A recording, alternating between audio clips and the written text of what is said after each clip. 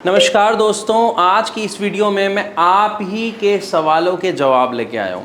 हमारे बहुत सारे जो व्यूअर्स हैं उनका एक सवाल था कि सर आपने ये तो बताया चाय पी सकते हैं या नहीं पैरालिसिस पेशेंट, लकवे का मरीज़, लेकिन क्या एक लकवे का मरीज़, क्या एक पैरालिसिस पेशेंट धूम्रपान कर सकता है? क्या वो गुटखे का सेवन कर सकता है? क्या वो तंबाकू का सेवन कर सकता है? तो आज की इस वीडियो में मैं आपको समझाता हूँ कि वो कर सकते हैं या नहीं, अगर करेंगे तो क्या होगा और नहीं करेंगे तो क्या होगा। देखिए, एक चीज़ सबसे पहले समझ लीजिए, हम सब ये जानते हैं कि अगर कोई भी सिगरेट पीता है, तंबाकू का सेवन करता है तो वो गलत है। लेकिन अगर मान लीजिए आदत पड़ गई है तो क्या करें? इतनी आसानी से नहीं छूटती है बहुत सारे लोगों की।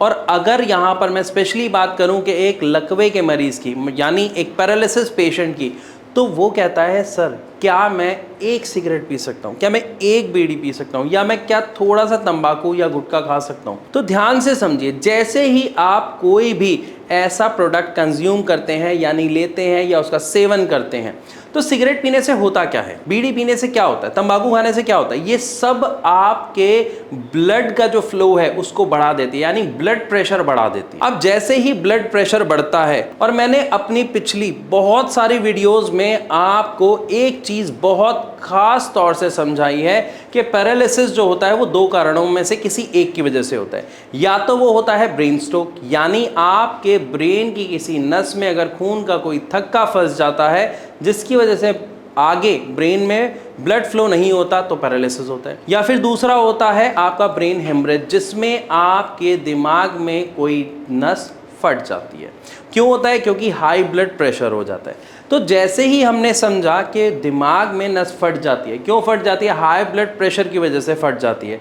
तो हमें क्या करना चाहिए? धूम्रपान, क्या गुटखा खाना चाहिए, क्या तंबाकू खाना चाहिए? क्योंकि अभी मैंने बताया ये चीज़ें क्या कर रही हैं, ये आपके ब्लड प्रेशर को बढ़ा रही हैं। और अगर आपके ब्लड प्रेशर को बढ़ा रही हैं और आपको ऑलरेडी हाई बीपी की समस्या है जिसकी आप दवा खा रहे हैं, फिर भी उसका असर होना बंद हो जाएगा। क्योंकि आप दवा तो खा रहे हैं, वो कंट्रोल करती है थोड़े समय के लिए, क्योंकि आपका जो लाइफस्टाइल है वो गड़बड़ हो रहा है और उसी में आप एक और चीज़ ऐड कर रहे हैं। ये तो कुछ ऐसा हो गया जैसे आग में घी डालना, ऑलरेडी आग जल रही है, उसमें घी डालोगे तो आग बढ़ेगी।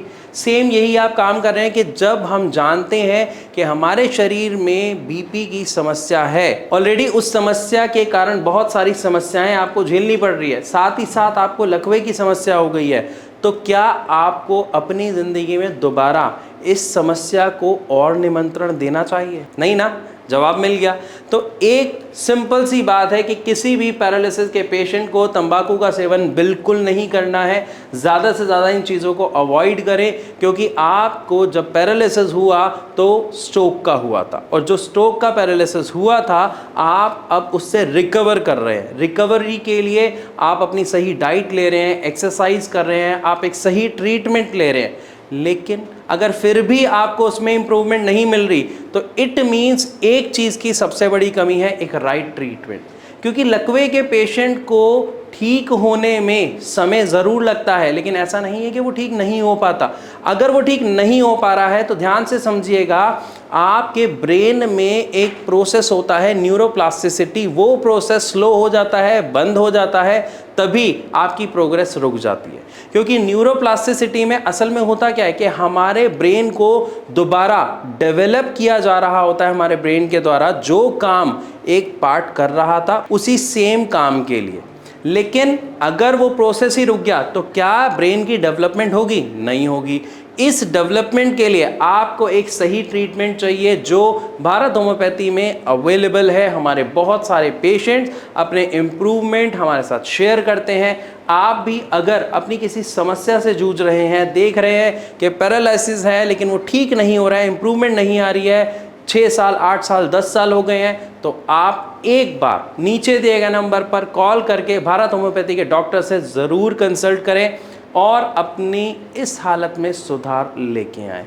फिर भी अगर आपके मन में और कोई सवाल है, जैसे भी आपने हमसे पूछा, आप कमेंट के माध्यम से हमसे ज़रूर पूछें। हम जल्दी से जल्दी आपके सवालों का जवाब देने की पूरी कोशिश करें। तो इसी के साथ अब मैं आप सबसे चलने की इजाज़त चाहूँगा। मिलूँगा अपनी अगली वीडियो में, तब तक के लिए नमस्कार।